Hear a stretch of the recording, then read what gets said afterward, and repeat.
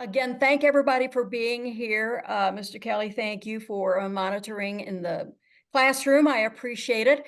We are very excited to have Ann Liguori with us. And any of you who have grown up and you live on the East Coast, you probably have listened to Ann many, many times. WFAN.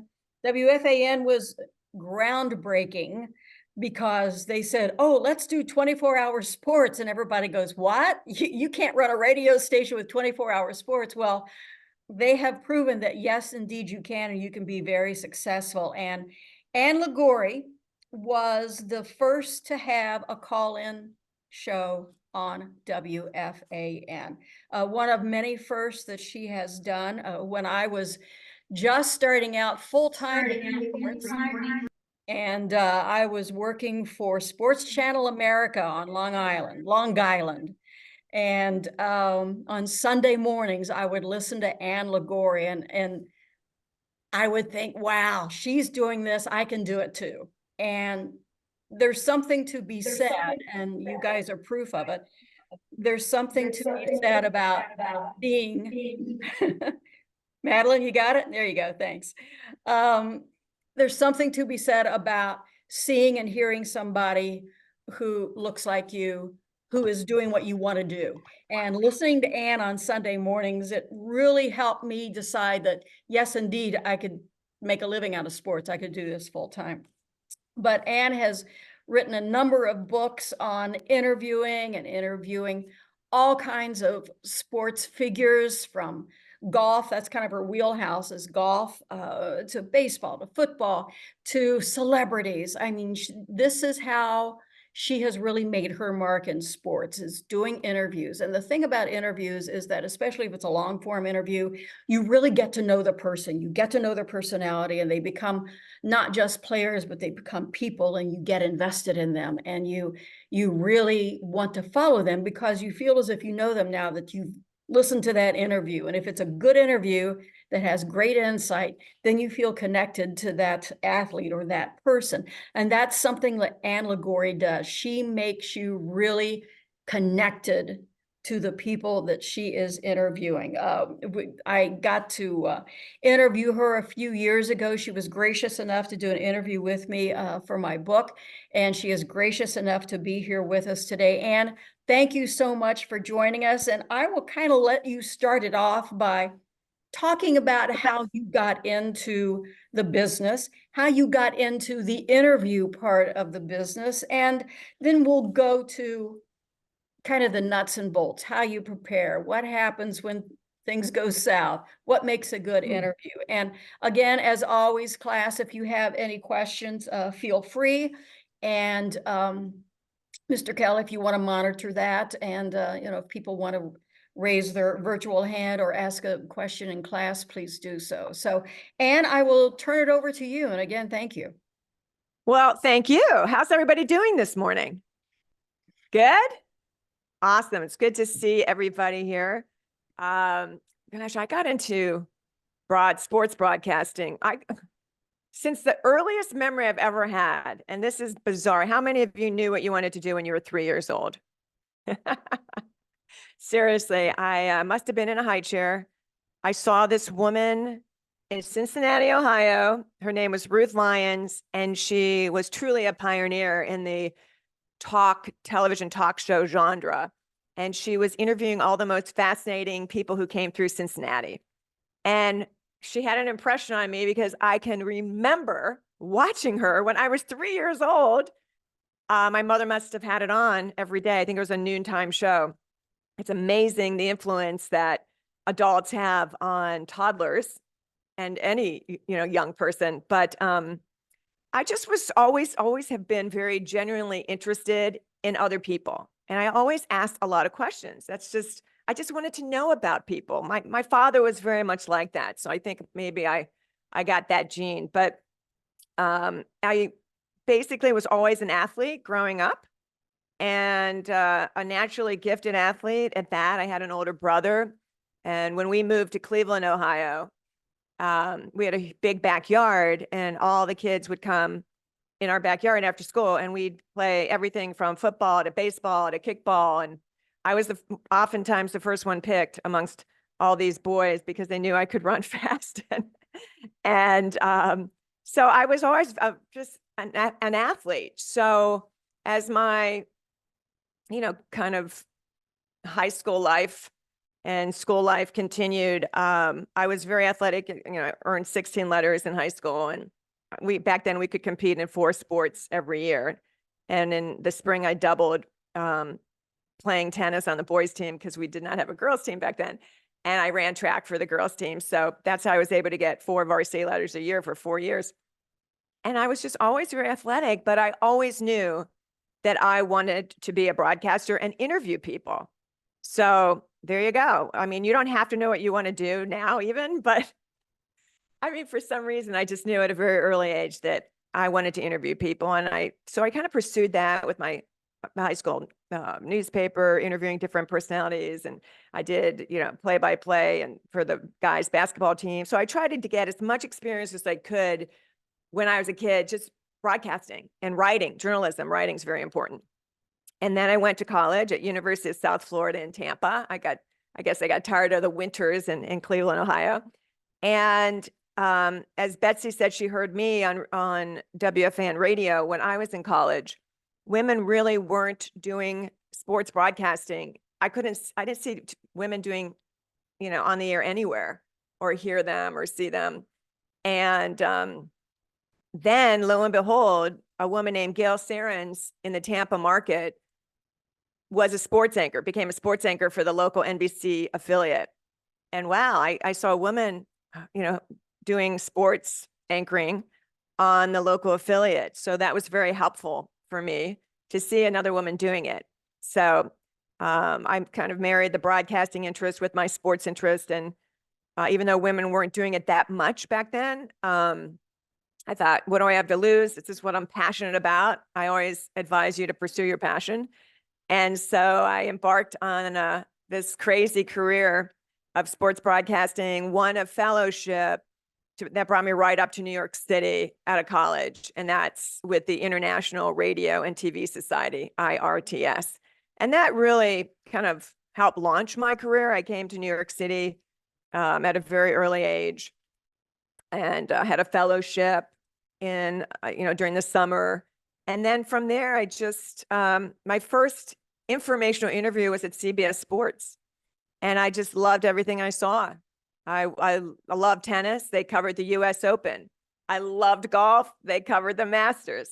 And, obviously I love football. They were doing the NFL, et cetera, et cetera. So I basically set my sights on staying in New York City, which is very hard to do because it's so expensive when you're that age, very young. It's expensive always, but when you're first starting out, it was just a very tough place because of the expense to start out as a wide-eyed kid right out of college. So I started freelancing at a very early age to get a lot of different experiences. And because back then, it was really tough for women in sports. They weren't offering job opportunities back then to women. There weren't a lot of opportunities open to women. So I decided I would pursue it kind of independent of a corporation of CBS. I saw myself, I was at CBS for maybe a couple years early in my career, but I didn't see room to grow as an on-air broadcaster. So I became a freelancer and I got a lot of different experiences. I started writing sports for USA Today, and that byline was key in getting people's attention back then. I had an opportunity at ABC Radio Sports Network, and this is what really was incredible for me. I was able to cover every team in New York, and first getting we called it actualities back then, where I would interview, the athletes after the game. And then eventually it led to on-air reporting, where I'd go on as a reporter from Yankee Stadium or from the Mets game or the Knicks from the Garden. And I would do reports as often as they needed me to do it for the network. Covered the Olympics and I had a lot of different opportunities like that. So that was an interesting, and we can talk about, the locker room scenario and interviewing athletes in that environment. But then beyond that, I eventually became the first female sports talk show host on WFAN. How many know the Fan in New York? Anybody listen to FAN? It really was the first all sports radio station ever. And back then, if I had a penny for everybody who said, "Oh, all sports radio? Are you kidding me? That's never going to work." But it's a big market, and all the professional teams, all the college teams to talk about. Not only did it work, it really thrived. And because of WFN's success, hundreds of all sports radio stations exist all over the country now. So we can talk a little bit about that in a second, my call-in sports show there. And then from there, and I was always independent. So I did that. And then from there, I put my own TV production company together because I wanted a TV show. I wanted to do a show on, well, at that point, it was cable television, sports. And I found that it was, again, I had this great opportunity at WFAN, but it was hard to kind of move into the cable and television space as a woman in sports back then. So I decided I would just create my own show. And that was an interesting proposition because I was learning on the fly and learning how to do it just by doing it. I did not have a lot of business classes in school when I went to college. And I decided just to go for it. And so I would go out and get sponsors. Volvo came in as one of my early sponsors, Sharp Electronics, Dunkin' Donuts, for every one of these sponsors that came in to support my cable show, about 100 said no. So it was not an easy process. I don't want to make it sound like it was, because it was nearly impossible, but the show Sports Interview with Ann Liguori aired for 18 years. And I just kept it going because I was able to bring in sponsors to support it financially. And so that interview where I was on a remote location with the legend, with the athlete, that was a whole different kind of interview than the one I did in the locker rooms for the radio stations after a game. So we'll get into that in a second. So through the years, I've been able to kind of own my own programming. I maintain the rights to every one of those shows that I ever did. And now I license out those shows, which I think was probably the smartest thing I did. It was very hard to do it back in the day, bring in sponsors and maintain the rights. But I'm so glad I did all these years later because I have this huge collection, over 500 interviews with legends, many athletes that you probably have never heard of because you're too young, or hopefully you have, Mickey Mantle and Ted Williams and Hank Aaron and Billie Jean King. And I was young back then, and the personalities that I was getting were older, and they were really willing to share their stories. And none of them asked for money to do their interviews. And so we can talk about the dynamic of how it was back then compared to what it's like now. But basically that was my career track. And I continued to host shows on WFAN. I now do a talk show called Talking Golf. I had a show called Hey Liguori, What's the Story? And that aired for 25 years on WFAN.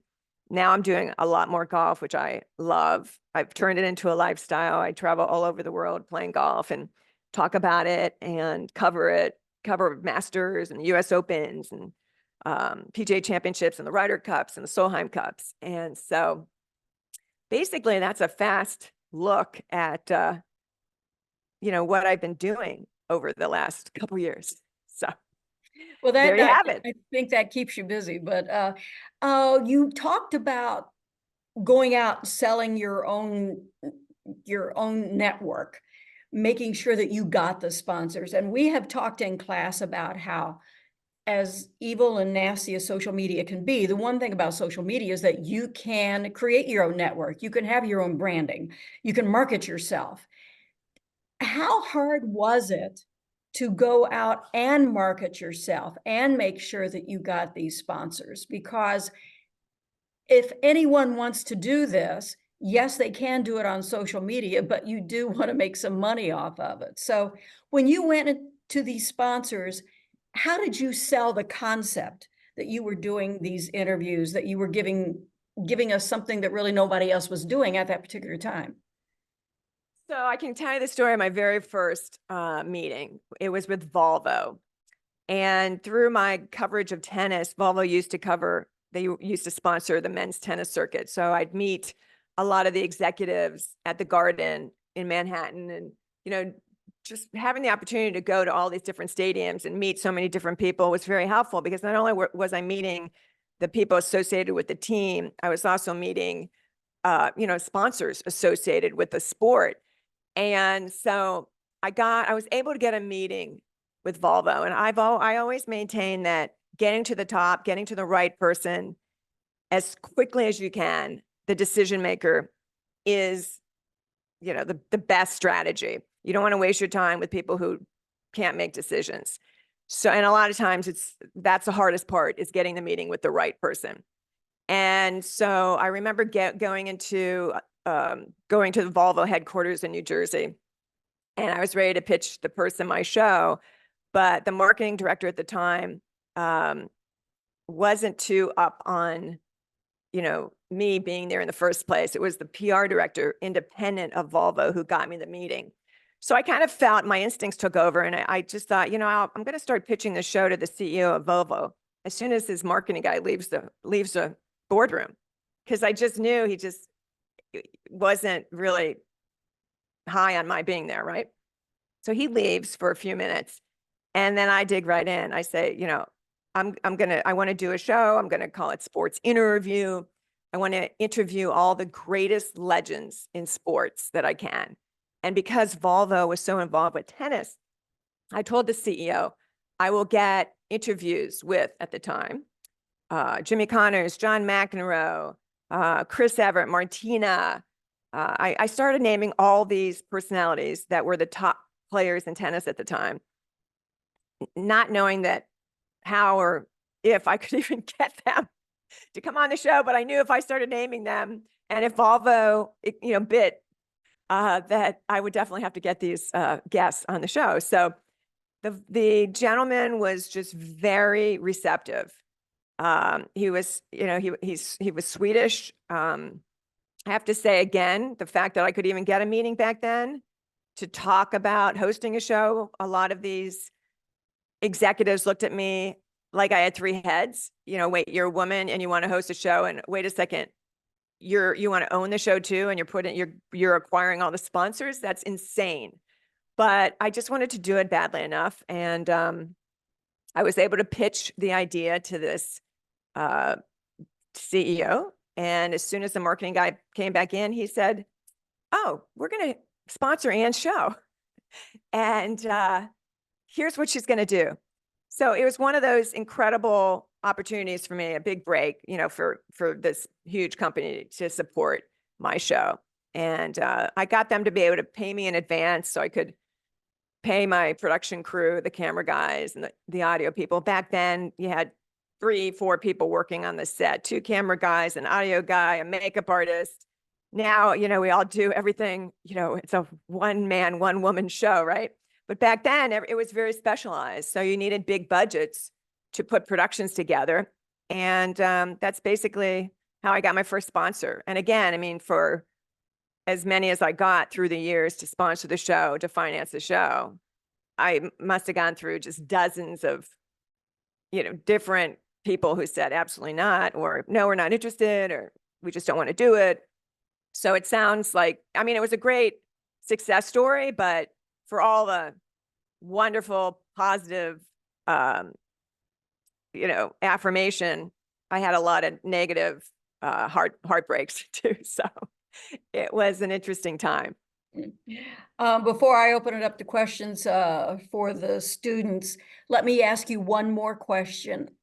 Preparation. How do you prepare for an interview? Yes, you have a Billie Jean King. Everybody knows who she is and blah, blah, blah. But that doesn't mean that you don't do the research. When you interview someone like a Ted Williams, or you interview, some of the bigger names, they want to make sure that you're prepared. And the last thing that you want to do is ask a goofy question, because then there goes your whole credibility for everything. So how do you prepare to interview, whether it's someone that we all know their name, or if it's someone that perhaps is known only in that sport and isn't known widely, at least not yet? Talk about your preparation for these interviews. Well, let me throw out some other names too before I get into that, because some of you students could relate more to perhaps Matthew McConaughey, who I interviewed. I had a show on the Golf Channel called Conversations with Ann Liguori, where I golfed with all these personalities that I booked, and they were A-list Hollywood and music stars. Whether it was Celine Dion or Samuel L. Jackson or Joe Pesci or Kevin Costner. I was able to interview Hollywood and music celebrities as well, and so. To go to your question, Betsy, a lot of these personalities are so well known. So what could I possibly ask them that's going to be different, that's going to shed new light for the audience? And with that show, the Golf Channel show, it was a primetime show, and I was the first woman to host a primetime show on the Golf Channel. It aired the very first week the show was on, and that show aired for 6 years. I golfed with these personalities. So it was getting them out of their normal element, where they'd be talking about their next movie or their next album, and they loved it. So the vehicle for that show was very important. Using golf as a vehicle to get to know them. So that was important, because all of a sudden I was shedding new light on these legends in the entertainment business, using a different vehicle to get to know them. And so people love that, because they were seeing, Celine Dion on a golf course with her husband, manager Renee at the time. And she loved playing golf because it was an opportunity for her to spend more time with her husband, because her husband was a golf fanatic.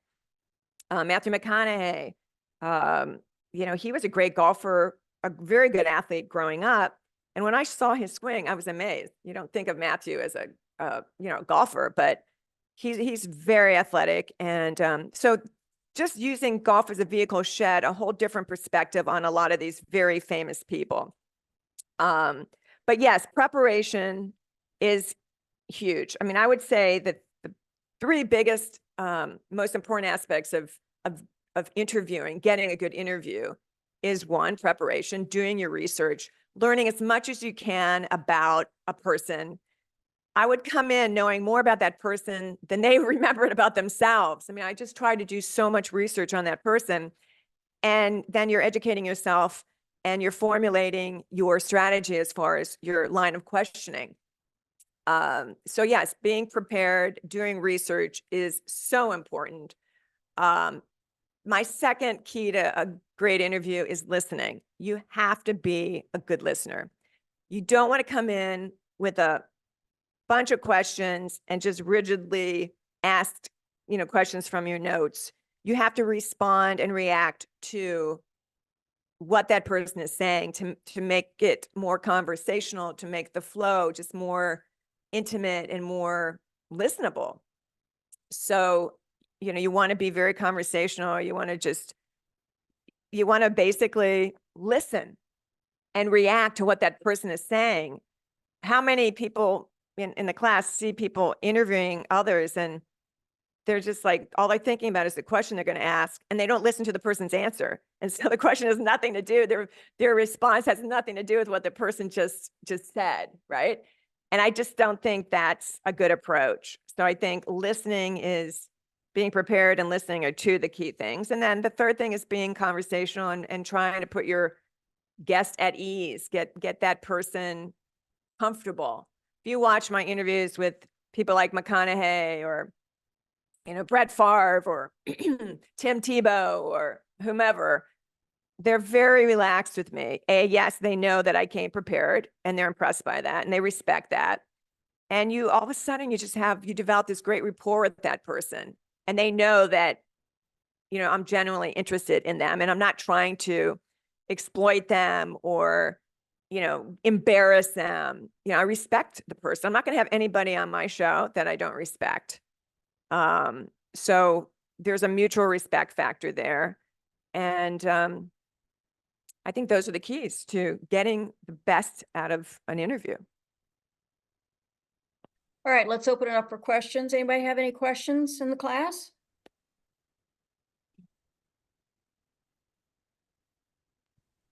Hi, thanks for speaking with us today. My name's Sure. Maddie.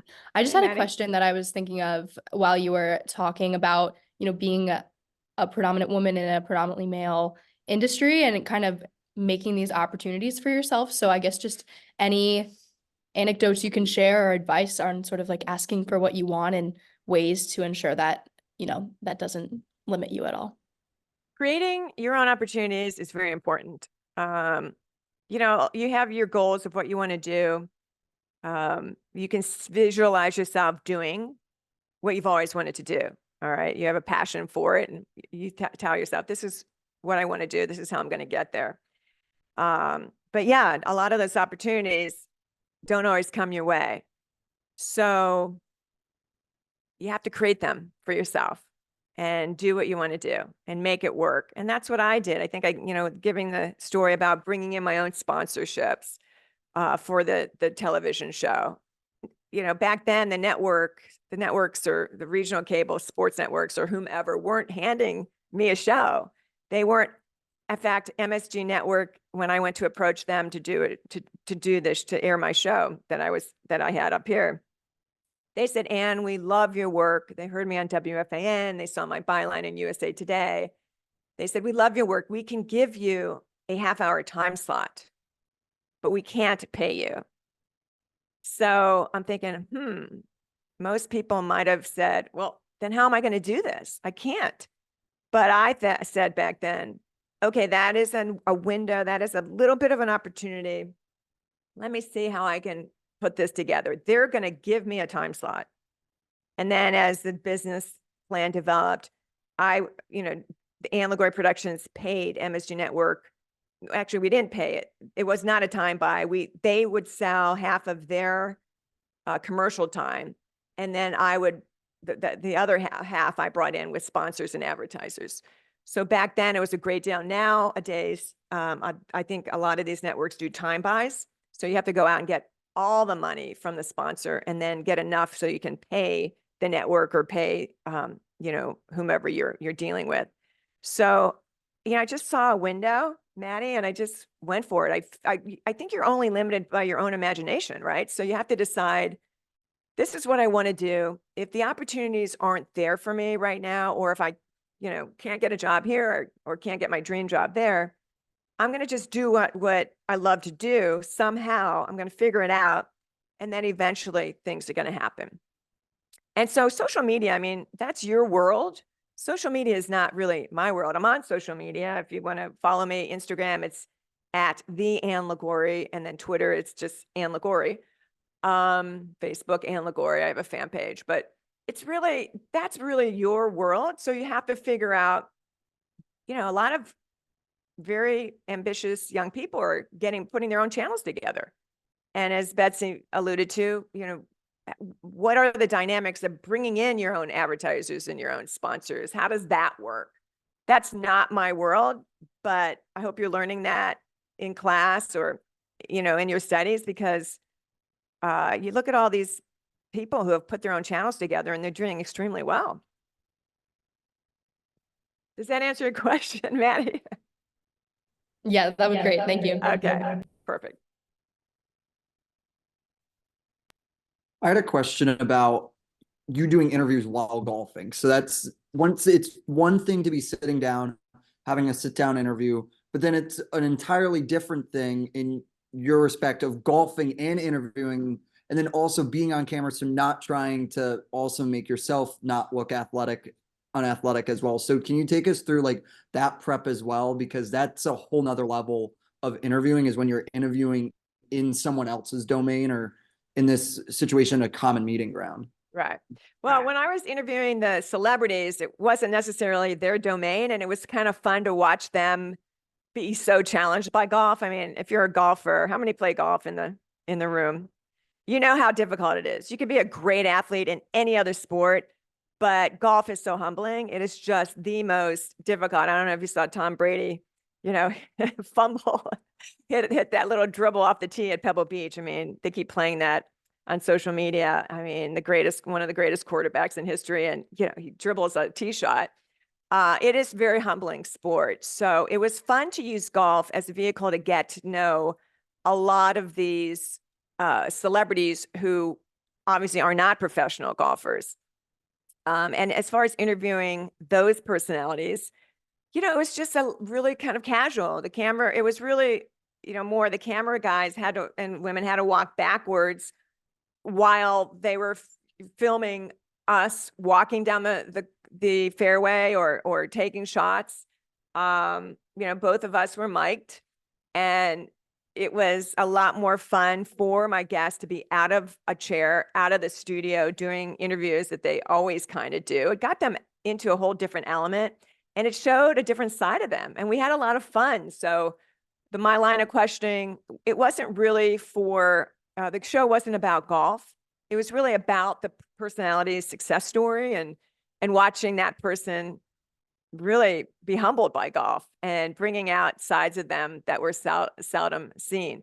When I interview professional golfers, it wasn't really focused on my game. I mean, I'm a 13 handicap. I'm a decent player, but it wasn't really about how good of a golfer I am or my guest is. It's really, getting them to open up while being out on this gorgeous golf course somewhere, and away from an environment that they're used to doing interviews in. So that really helped with that show, because it brought out a lot of fun material from these guests.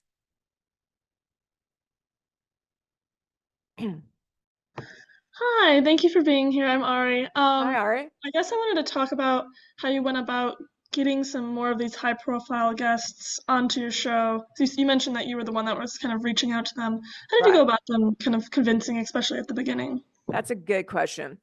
It was tough, but I found that I was a good networker, and I was in situations where I would meet people.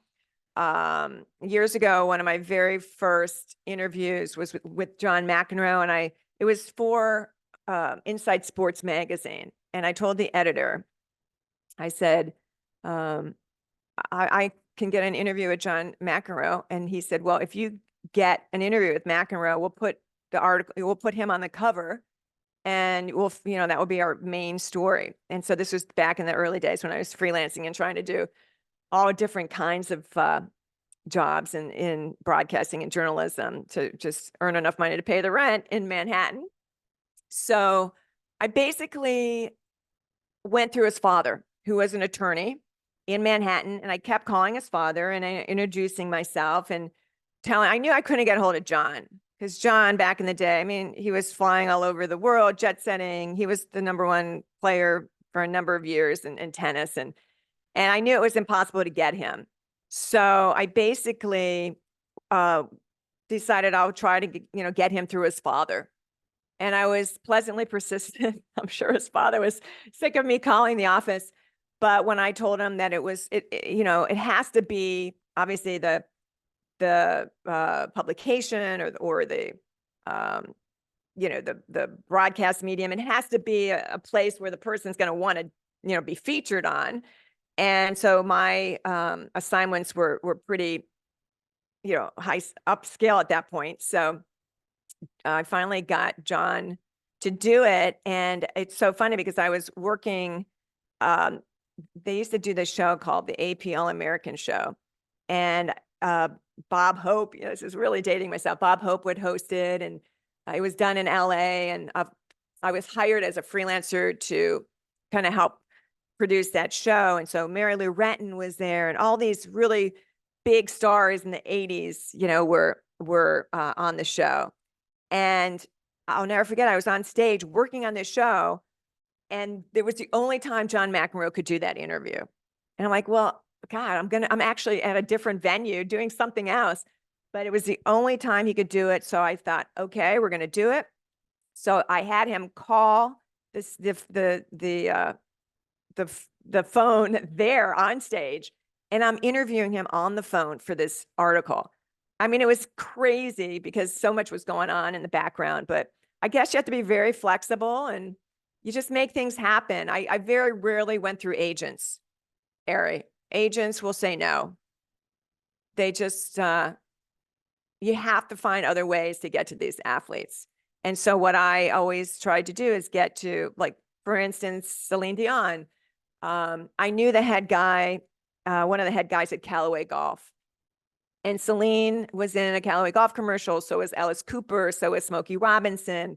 And I got all those people on my show because I went to my friend at Callaway Golf and I said, I'm doing this show on the Golf Channel. I think these personalities would be great guests on this show, conversations with Ann Liguori. Can you help me connect to these personalities? And this guy was a big wig at Callaway. And within 5 minutes, he put me on the phone with Celine Dion. And Celine was so thrilled that I wanted to talk to her at a golf course. She had just bought a golf course in Montreal because she and her husband didn't want to wait for tee times. So they bought a golf course. And I flew up to Montreal with my camera crew. And I did, the other thing about using golf as a vehicle to get to know these stars was that it gave me a lot more time with them than I would ever have.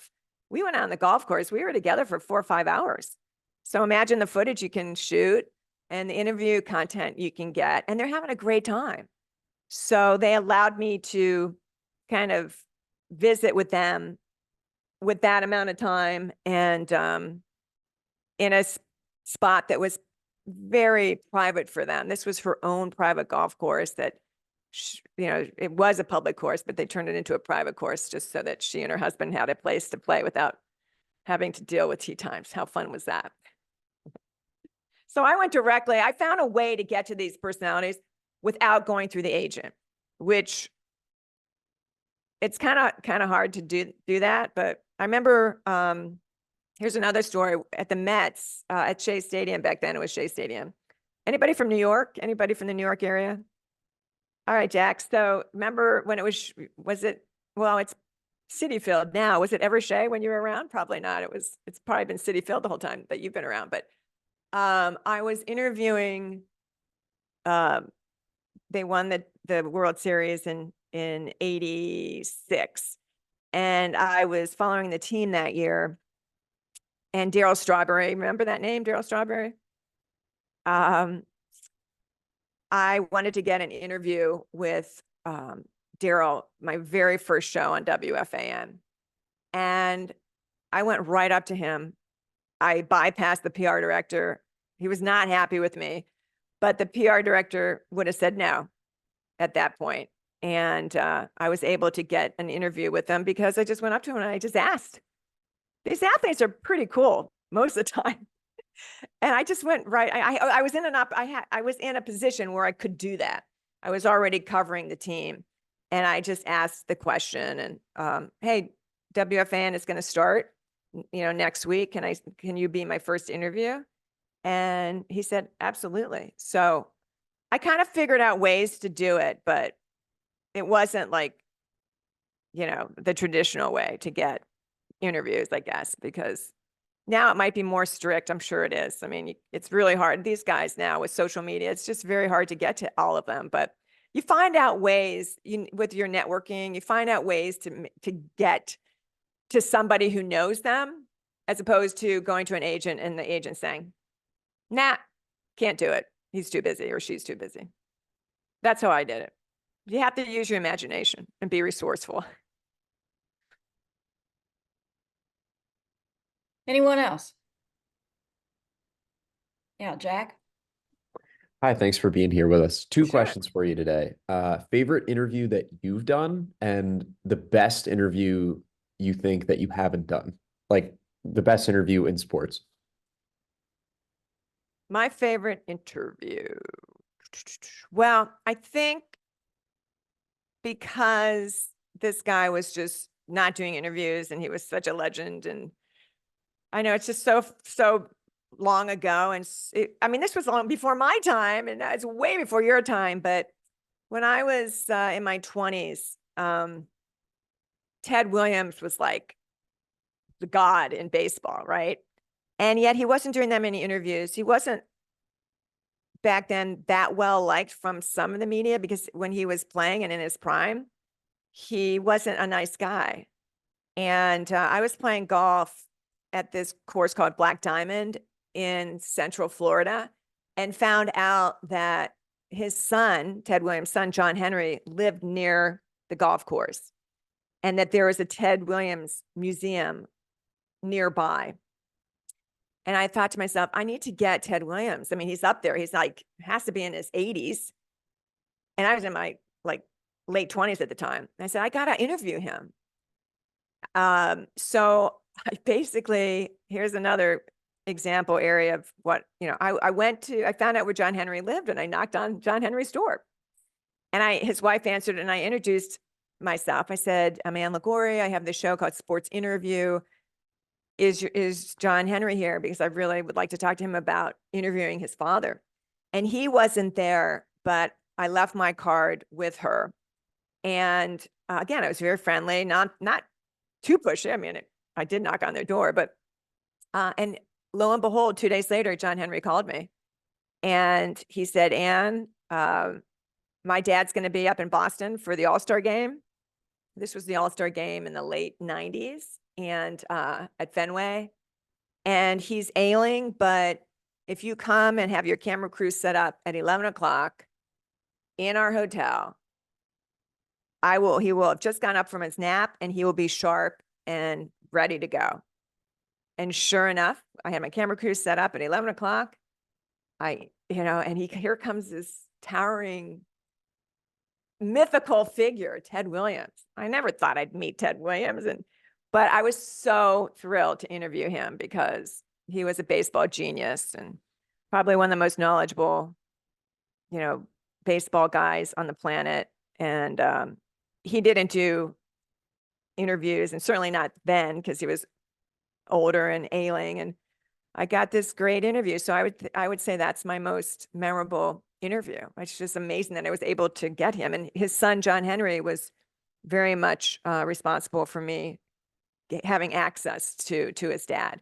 And then he went, to Fenway, and there's great footage of him being driven around in a golf cart and waving to his fans. And he admitted in the interview that he was, quite the nasty guy to Boston Red Sox fans back in the day, and that he apologized for that. And he basically had this reckoning with the fans and softening.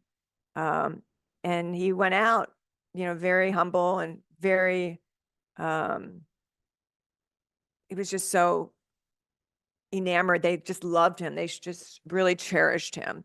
And he died a couple years later. And unfortunately, his son passed away a couple years later too. It was very sad. But anyway, that was my most memorable interview, although I've interviewed so many people. It's just really hard to, pinpoint. And then what was the second part of your question? Oh, the one that I want to do, that would be my next big I said interview? something before, but I kind of want to change it now. I Okay. kind of want to ask you what you think makes a good question. I think something that is different and unique and well-researched, and I mean, not just to throw the person off guard or, again, to put them in an uncomfortable spot. You don't want to do that, but you want to show that person that you are so well prepared, and yet you're not asking him or her the same stuff that you hear. So I think what's the best question? Just something different, well-researched, and showing that person that you really have spent the time. The worst is when when I'm interviewed by somebody and they don't know anything about me. That's so insulting. And I think, very famous personalities like it when you know a tidbit about him or her that's, rarely talked about.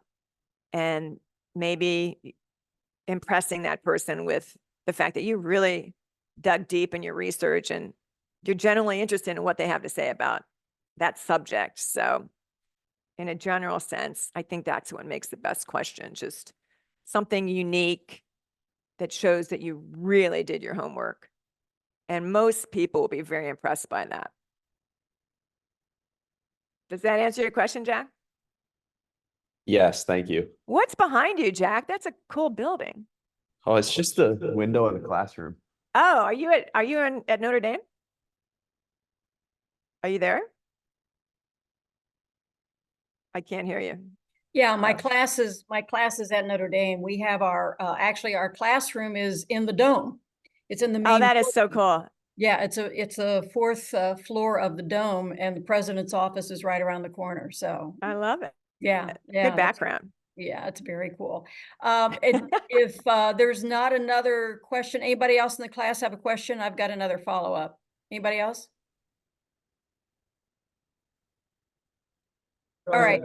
Oh, okay. All right. Thanks, Jason.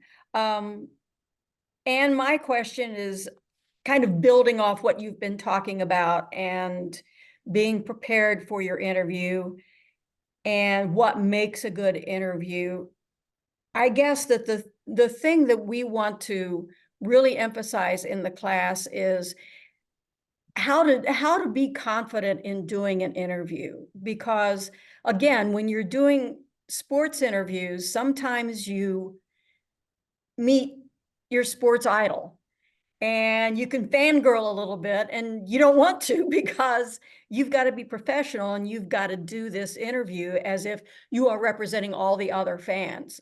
I got to interview Billie Jean King several years ago, and it was really tough to fangirl because she is someone who has broken so many barriers for us so that you and I can do what we're doing now in sports. But being that prepared to go in there, but how do you kind of put the fan part aside and making sure that you're professional and making sure that you do this interview that represents you to that person, but also make sure that that person is represented well to everybody else who's going to read or see that interview?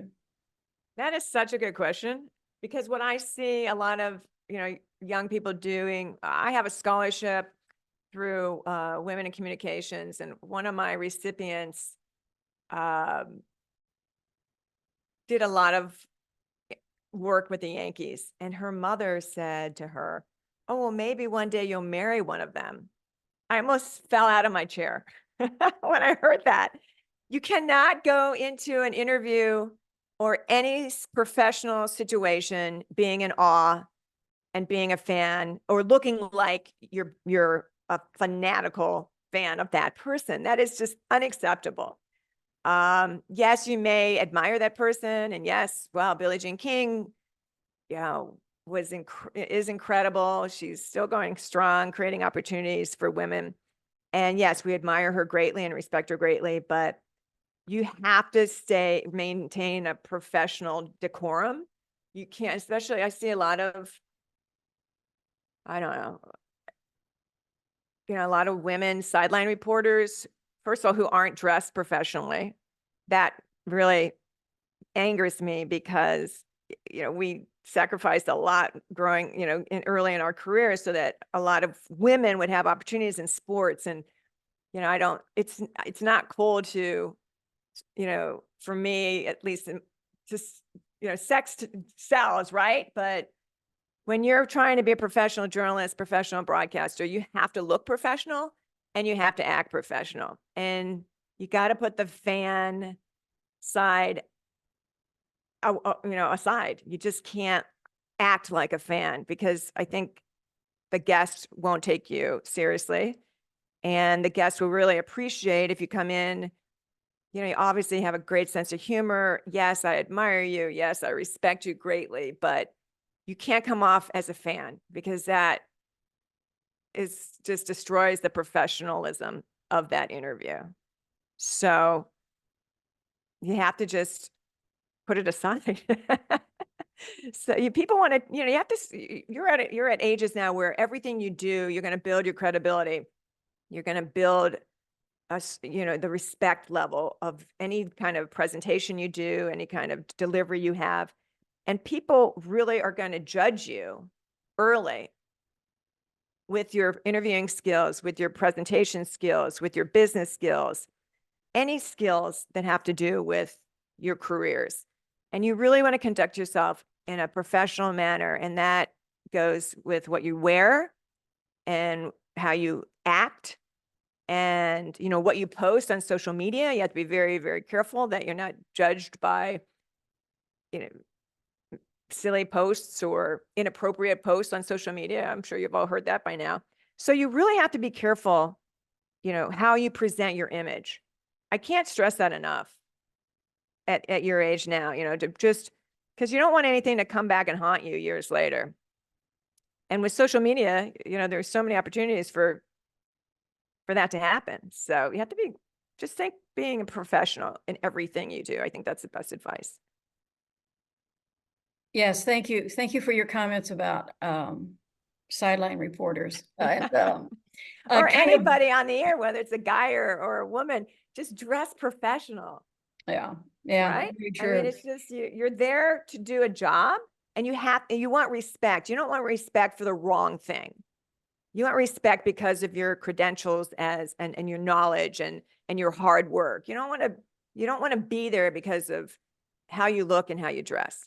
All right. And before we wrap it up, I do want to follow up with your thoughts about, we heard two very veteran, very respected female sideline reporters admit a few weeks ago that, yeah, no, I really didn't talk to the coach at halftime, so I made something up, and that was my report.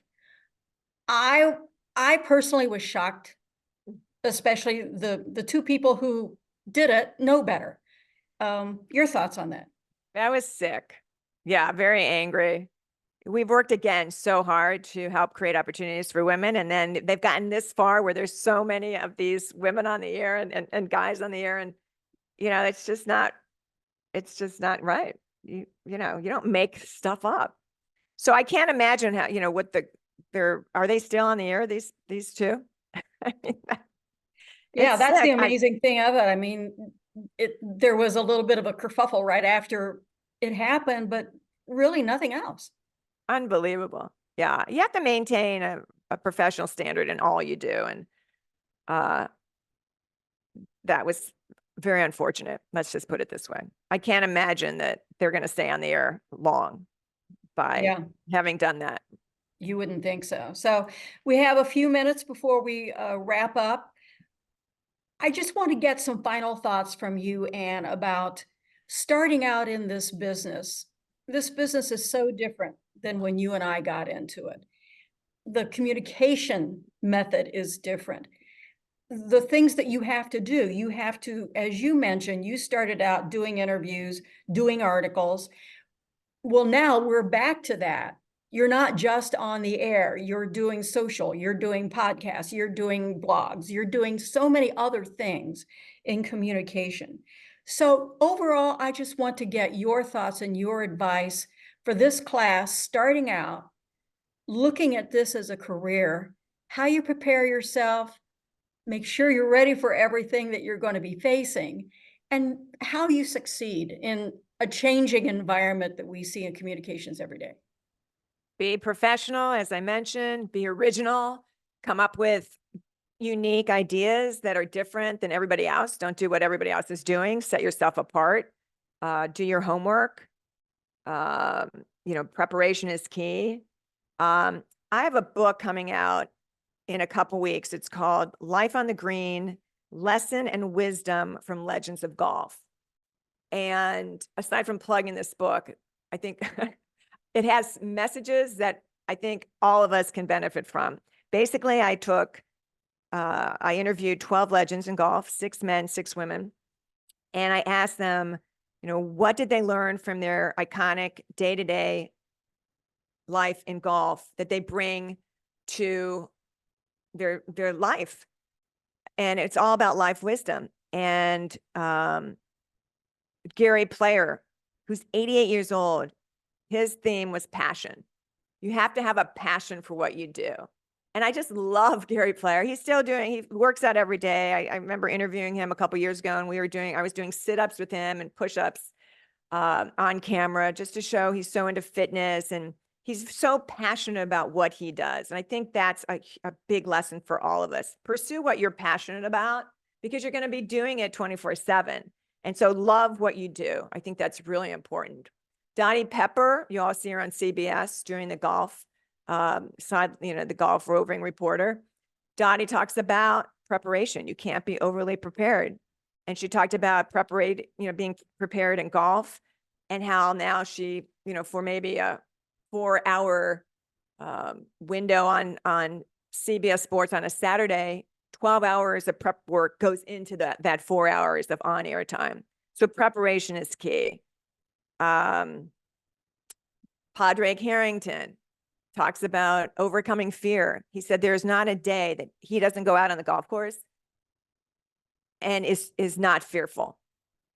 All these years, this guy won 3 major championships, back-to-back British Opens, and he is still fearful when he goes out there and tees it up in front of, the audience and the gallery. So it's okay to have nerves. It's okay to be fearful. It's how we deal with that fear and those nerves that define us as a person. Annika Sorenstam talks about patience, being patient on the golf course, being patient in life. Things aren't going to come like this. I mean, I'm telling you about my story, but I'm a lot older than you all. It took a while to get from point A to point B. Things just don't happen like this. And so you have to have patience. So those are some of the lessons in the book that I think resonate with what we've been talking about today. And again, those messages are very important for you to consider now and really going forward. All those are really important messages. That they are. That book is Life on the Green, and for the class, Notre Dame is generously going to buy everybody a copy. Wow. And so you will be Thank you. getting a copy when it comes out. Comes out in April, right? Actually, it comes out at the end of this month, but you can advance order it now. You can pre-order it on Amazon or Barnes and Nobles, or you can order it now and you'll get it in a couple weeks.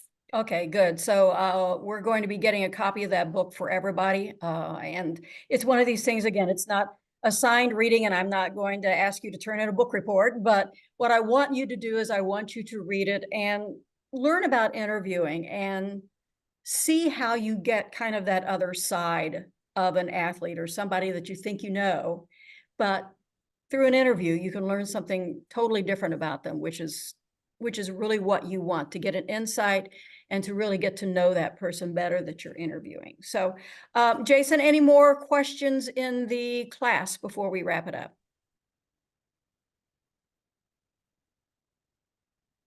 Nope, looks like we're all set here. Excellent.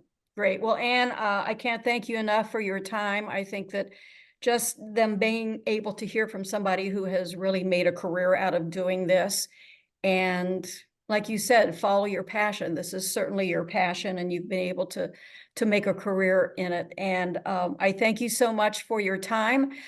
For the class, we will have a Zoom interview on Wednesday. We will not be meeting in the classroom. So you'll be able to Zoom in from your dorm room, from your apartment, wherever you are. And I'll send out the link and more interviews through Canvas. So you will have that. And then I will post this interview as well on Canvas so you can review it when you want to.